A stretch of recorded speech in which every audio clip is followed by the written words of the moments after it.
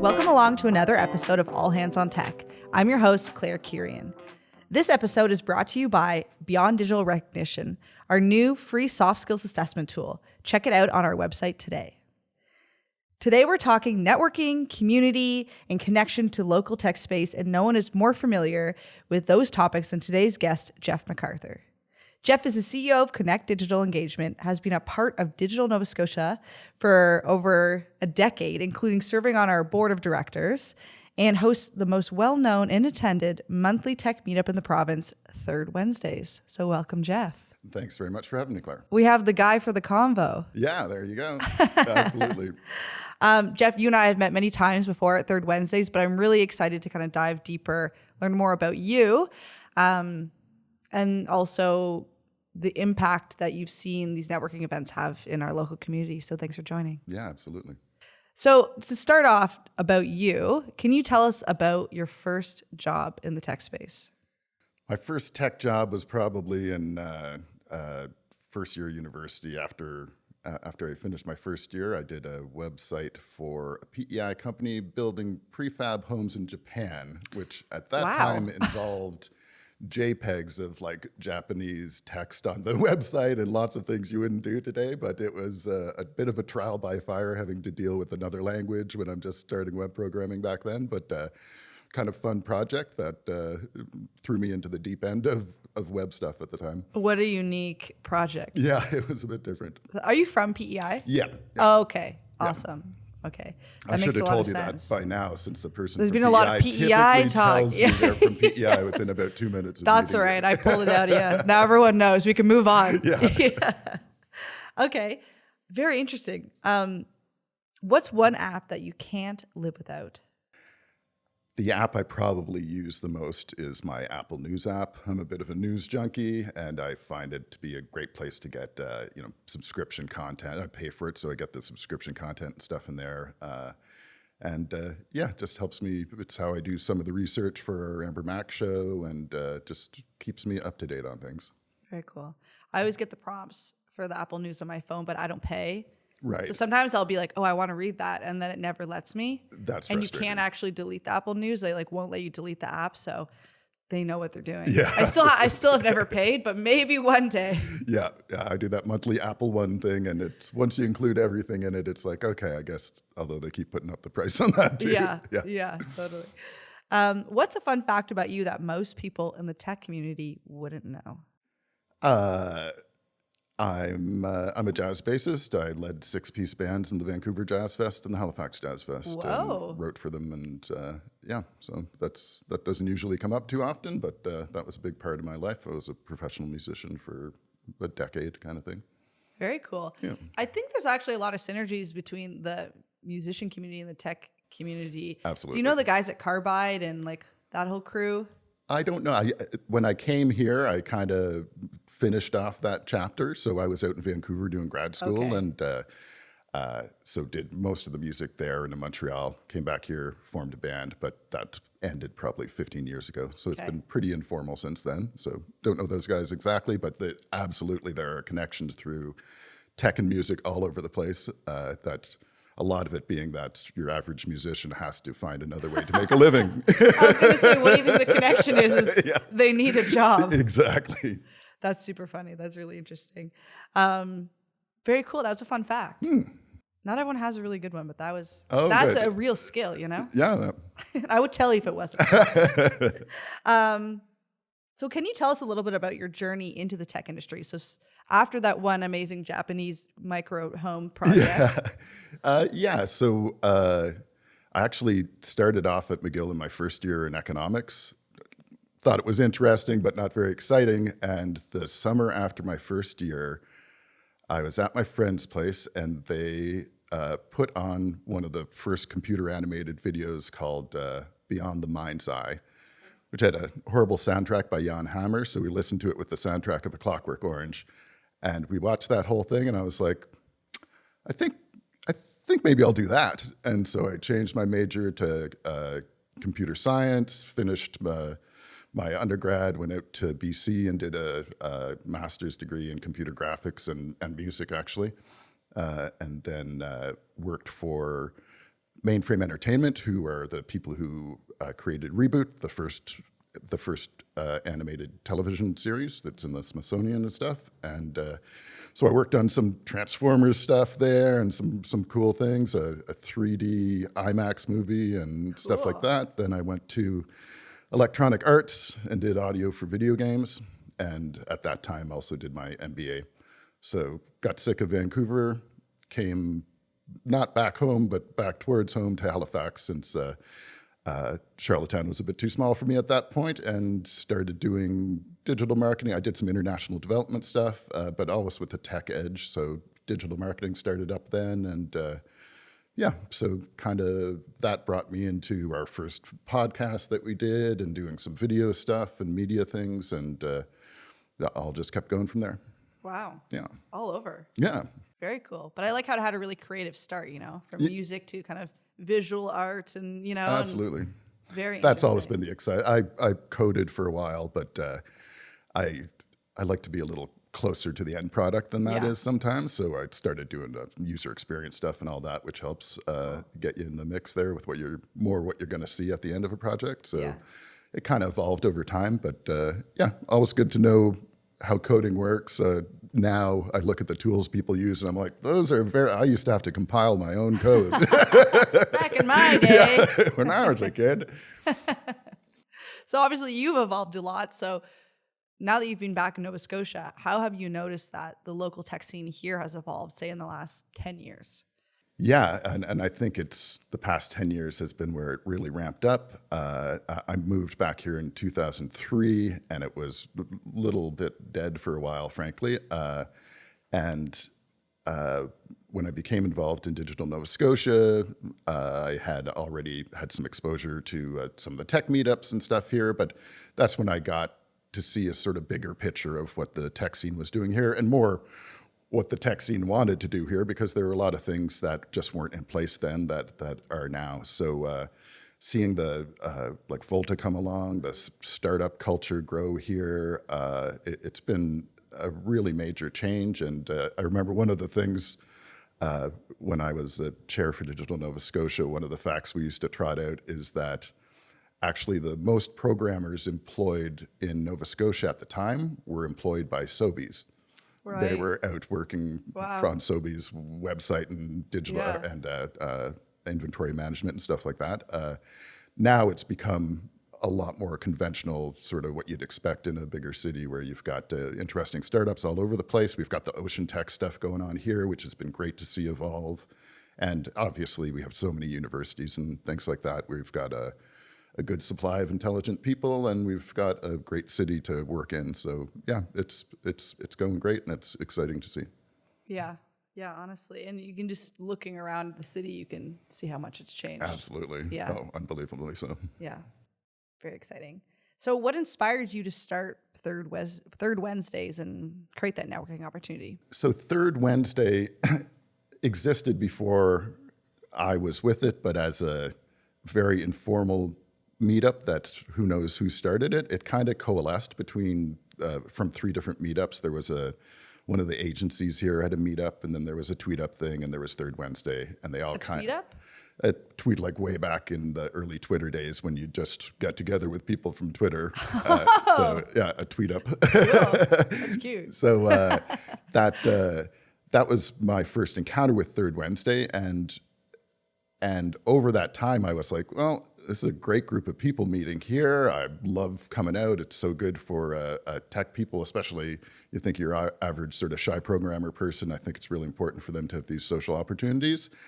And it was a great time, but it had no structure. There was nobody running it, nobody posting anything about it. You just had to know when it was and where it was. So I went to the people from the three groups that kind of started it and said, look, do you mind if I grab the reins on this thing? And they were all like, that's great, let's do that. So now it's been over 15 years I've been organizing it, and it's just continued to grow, except for stopping for a couple of years in COVID. It's really just been constant progression to more and more people and a different group of people too. Like we get a lot of new Canadians now who come here, which is fantastic and interesting. And then there's some of the schools get involved. So NSCC had this awesome prof up in their IT campus, and he actually one year, for part of his computer science students' course requirements, was that they come down to Third Wednesday and do one of our 30-second intro opportunity spots, which is something I came up with just to sort of bring the elevator pitch idea into an environment where you can use it to not have to have the same conversation with 40 people in the room. So that's been a great sort of icebreaker, and it helped people, I think, just, if there's somebody who is interested in what you are doing, you may not necessarily meet them if you're wandering around the room, but this way everybody kind of knows what you're about if you're introducing yourself like that. So yeah, that's, and it just keeps going. There's not much I have to do with it. We send out 2 emails and a few social media posts, and other than that, it's just showing up to host. Yeah. Organic growth. So you mentioned that, you have quite a variety of people there, which is true. I've seen that. So you have a lot of newcomers, you have a lot of students, you have a lot of seasoned professionals. And I feel like you've done a really good job of making a space that all of them find value in. So how do you find that balance? Like, how do you create that type of environment that works for all those different groups? I would say my biggest accomplishment, and I'm certainly not doing it alone, but in terms of just spearheading it and making sure it happens and lots of people around me supporting it, is to just nurture an organizational culture at the event where you can walk up to anyone and talk to them. Everybody's welcoming and polite and interested in what you have to say. So I think that's a huge thing, just to know that. So I try to greet anyone that comes in who I don't recognize, which is about a third of the people every time. But when I'm not doing that, some of the people who come all the time do exactly the same thing. So it's great to sort of spread the load there. And I think anyone that shows up and participates in it is like, oh, this is a pretty gentle environment. So I think that's really, really important. For me, I love talking with people from around the world. It's wonderful. My dad, who was the first person in his family to get a university degree from PEI, and before he passed away just last year, had worked on site in over 60 countries in the world. So wow. I grew up around people from all over the place, and Third Wednesday is a little microcosm of that, and I think that's fascinating and interesting, and part of what keeps me excited to see who shows up every week. Yeah, and I think what also has a really big impact is that you have so many return, I don't want to say customers, but like attendees, right? Yeah. Which is really nice because it's not just you creating this culture. Like, you have a whole kind of group behind you. Absolutely. And I also like those 30-second moments, because it's not, I think sometimes, especially in the current kind of labor market, people come to networking events and like are just trying to, look for job opportunities. Yeah. But I think when people go up there and say all sorts of things, some people are looking for work, some people have services to offer, some people have a new project they want to talk about, So I do think it shows people that everyone's there for kind of different reasons. Absolutely. Which it makes it feel not like a hiring event, like it's a true networking event. Yeah. Which honestly I think is kind of hard to find. Yeah, and it feels like people are, a job might come out of it, but that's not the point. And I think there's just like a lot of great conversations that are had there. Yeah, and part of Third Wednesday is that there's no point in it being the same event that you see in other places. So right. It is, underneath it all, it's a sort of basically socialization training for shy people in the tech industry. So it works great for that. We don't have any big agenda that you're learning a whole something on a specific subject when you come there. What you're learning to do is get involved with the community and how to talk to people and hopefully create, as we know, living in the Maritimes, you can be looking for jobs. So many jobs are not posted because jobs are filled by a friend of a friend of a friend. And so you got to get out there and get into that sort of 1 or 2 steps removed from people doing the hiring, because looking at job boards here is not showing you the full picture at all. So I think that that's a really instrumental part of people coming out for that. Yeah.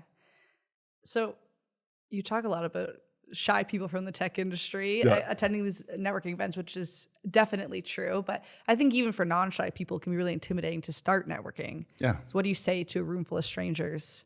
How do you start that conversation? So what would be some advice for you for people who are like just starting to get into networking? For sure. I think one thing that's important is you need to have, it shouldn't come off as canned, but you do need to have kind of your opening statement that you're going to be talking to people for the first time. You need an introduction that actually reveals something interesting about you, hopefully points to something you'd like to talk about too. So be prepared with that so that you can, if somebody's like, well, what do you do? It shouldn't be a struggle to say what you do, just have that at the ready. And then, frankly, especially for people who are new to it, one of the most important things is if you're not sure what to say, ask questions. You'll learn how to answer questions by asking questions. You still get to participate in the social exchange, and you may learn something that is exactly the jumping off point to get you into a more comfortable and more in-depth conversation. So. Be prepared with how you're going to open, and then when in doubt, ask questions, and you'll find yourself getting better and better at it over time, I think. People love talking about themselves. Yeah. Whether they admit it or not. So, are there some like super memorable connections that you've made or you've seen that have been made at some of these events that really stand out to you over the last 15 years? Yeah, well, the old podcast we used to do here, where we shop between Toronto and Halifax, the cameraman for the Halifax crew, I met through in one of the first Third Wednesday things I was ever at.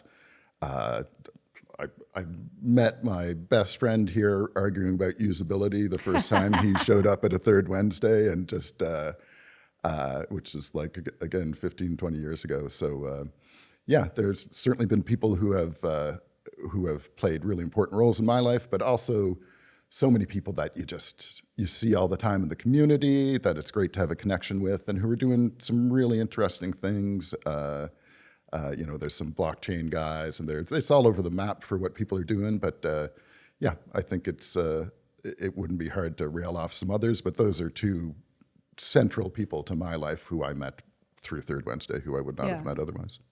That would be interesting to send out a survey, to anyone. I don't know if you have an email list or anyone, who's been to Third Wednesdays, like share a story or a connection you've made. Yeah, no, we've got a MailChimp been running for so list, many years. I bet you there's some really awesome ones. Yeah, no, that's not a bad idea at all. Yeah, very cool. Maybe you'll have like a big anniversary party. There you go. DNS will sponsor, and we can share the answers to that question. There you go. Yeah. So speaking of memorable, in 2005, you and your sister, AmberMac, started one of the first video podcasts ever called commandN, where you hosted a number of amazing guests like Richard Branson. This led to a lot of buzz, including a feature in Wired magazine.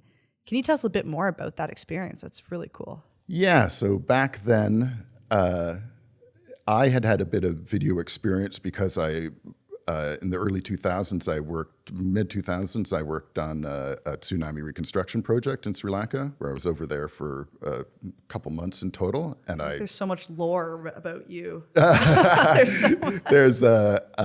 So shot this documentary telling donors what was going on the ground. So we built the first, or established the first internet cafe there out in the middle of the jungle, which was wild, and did some really interesting things like that. So I'd had a bit of video experience.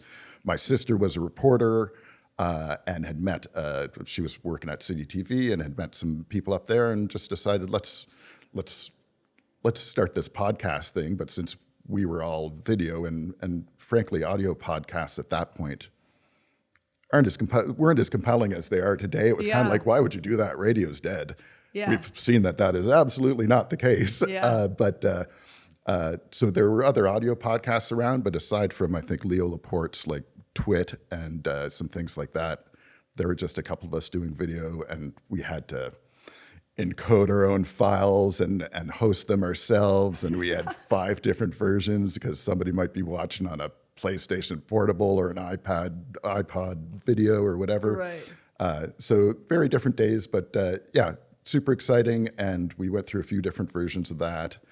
And yeah, it was a great experience and got me, basically made me have to keep up to date on tech news over the course of 15 years. So it just doesn't leave you after that. It's hard to stop doing. So it was pretty easy to step back into the AmberMac Show when she launched that just a couple months ago. I think we're on the 16th weekly episode. Wow.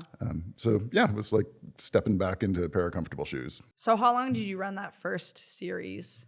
And then you took a break and now you're back? We did it, probably all in all, we did probably a decade of commandN. In the middle of that, when Instagram had come out, and Instagram, when it first did video, it was limited to 15 seconds. Right. And so we actually did what I think is a pretty revolutionary series called 15 Sec Tech. Yeah. And it was 15-second tech reviews. And so we ran that for a couple of years on Instagram. Then Instagram's like, well, how about a minute? How about 2 minutes? What about 3 minutes? We were like, okay, you completely destroyed our entire concept that was based on the limitations of your platform. So that didn't last. We went back to commandN a bit after that. But it was very, very heavy video production. Like we made it look good and stuff like that. So the AmberMac Show is more what you see, where it's an audio podcast first, and the video is just like we're doing here, where there's a couple cameras around, so you can use that for YouTube, and people seem to be fine with that approach. So it makes our lives an awful lot easier than the day of editing and different video shots we'd be doing for the commandN back in the day. Do you find that, like when you think back on what you're talking about in 2005, is it funny to reflect on kind of what you're talking about now, or do you find there's actually a lot of similarities? It's amazing how much it's changed, really. Those days were just the very beginning of social media. So that had not really become as questionable a technology as it is today, in terms of it was pretty young and innocent at the time. All the AI stuff is we end up talking about AI in 2/3 of what we talk about, because it's just overwhelming everything in tech. So those things have certainly changed. We used to do a little more like product reviews and things like that, whereas the goal now with the AmberMac Show is to provide specifically a Canadian context to tech, because all the big tech podcasts are American podcasts. Mm-hmm. So we end up in the upper charts of tech podcast, the tech podcast list, and we are the only Canadian production there. So whereas back in the day, we tried not to draw too much attention to being Canadian, because the States is then, as it is now, 10 times a bigger market than we are. Yeah. But with the launching and the Trump presidency and all the elbows up stuff, we're like, no, let's reposition this, and or let's position this differently than we did the previous one, and be very upfront about being Canada first stuff, and not being shy about reporting on Canadian tech, even if it may not be as big and shiny as some of the U.S. tech stories. So that's been a major change. We just did an interview with the manager of the Tragically Hip last episode. Cool. So it's not all Canadian content like that, but we do like to have that angle to it, and we're offering more commentary, and that commentary tends to be a lot of the time looking over the fence at the States going, wow. So this appears to be what's happening there, what's happening in Canada, and it's a perspective you just don't get that often. So yeah, we're very happy with it. I think that's really helpful, because I think it's really easy for us to compare ourselves to the States, and we've done it since our existence, but it's a different market, and I think if we keep trying to do things that they're doing exactly how they're doing, then we're not going to get to where we want to be. Agreed, So there's a lot of power in what people are doing here. Yeah. It's awesome. Absolutely. Very cool. So can you give us an overview of maybe some of the last few topics that you've covered on the show? Sure. So the show basically starts off with Amber and I covering tech news for maybe 10 minutes. And like I say, a lot of that tends to be AI stuff. Although we just covered this week that Taylor Swift got her masters back, and you can now guiltlessly stream your non-Taylor's version of those early albums, which wasn't very exciting for me, but it's that is actually kind of interesting and tech related. So we go outside the bounds a little bit there. I have a segment after that, typically called The Other Mac, where which is a 3 or 4 minute commentary thing where I'm typically talking about why we shouldn't trust the big tech bros and all that stuff, and there's no shortage. It's so easy to write 3 minutes about why you shouldn't trust Mark Zuckerberg. So that's basically my angle. And then Amber typically does some interviews with 1 or 2 other people that fill out the show. So we cover all sorts of tech stuff, but that's sort of the structure of it. And then each of those, the interviews and my part and our news part are all on video on YouTube too. So Cool. It's just, we're just doing all that stuff under her handle, AmberMac. And I should say the AmberMacShow.com is where you'd find out about all of this stuff. But so tech, like the most recent thing is how Google's AI overview in its search page can't seem to tell what year it is. Answering the question, is it 2025 with, no, it's not 2025, it's 2025. That's the, and so you can see why it's easy to find things to talk about when you're like, don't let these people tell you that you should be driving their cars with no hands. That's too good. That's a tough look for Google. I feel like they've had a few tough looks during this AI journey. Oh my heavens, yeah. They've been headlines a few times. OpenAI, and it's happening to them all because they're all kind of trying to hide that this stuff is not ready for prime time. It won't be ready for prime time for many things. Some things it totally is. The new that new video generative AI thing is amazing. But the key thing I usually try to get across is these people have a reason for what they're doing. They're not interested in sharing all the gory details with you because it would make you stop submitting training material to them, which is what we basically are when we interact with them a lot. So, right. It's the AI stuff exciting. It'll be fun, but it's just crazy how easy it is to find. The other story we just covered was the Chicago Tribune, I think it is, or Chicago Sun-Times actually, and another paper in the States published a summer reading list of 15 books, 10 of which didn't exist. Published in 2 national newspapers, 2/3 of the books didn't exist. The whole thing was written by AI, and the guy who wrote it was like, look, I don't check my AI writing, except for this time where it's like, okay, well, 10 out of 15 books aren't books. They didn't exist. That's a tough one. Yeah, so just people need to keep their wits about them, and I would say I'd keep my trust on I'd be pretty suspicious about what a lot of these people are telling us now because we're not at the point where it's very reliable. Yeah, honestly, that's funny. Not funny for that person, but I'm sure. But that's tough. Yeah. So kind of knowing, what you know now after all these years in the industry and how it's evolved and the ambiguity that there still is in a lot of it, is there like a piece of advice that you would tell younger Jeff? Yeah, well, I think, and it wouldn't relate necessarily to AI or anything, if I had a piece of advice for people in tech, especially people creating their own products or just operating their own business in whatever way, is if you can't fulfill the sales role, if you can't find somebody to take the sales role or you can't do it yourself, then your business can quickly become a hobby because you can't make any money without somebody doing the sales. So we learned that in commandN. We made some money off sponsorships back in the day, but if we had somebody selling ads against that, we'd probably still be doing commandN. And so it's all well and good to have these pet projects, and if you're doing it just because you enjoy it, then great. Don't worry about any of the rest of it.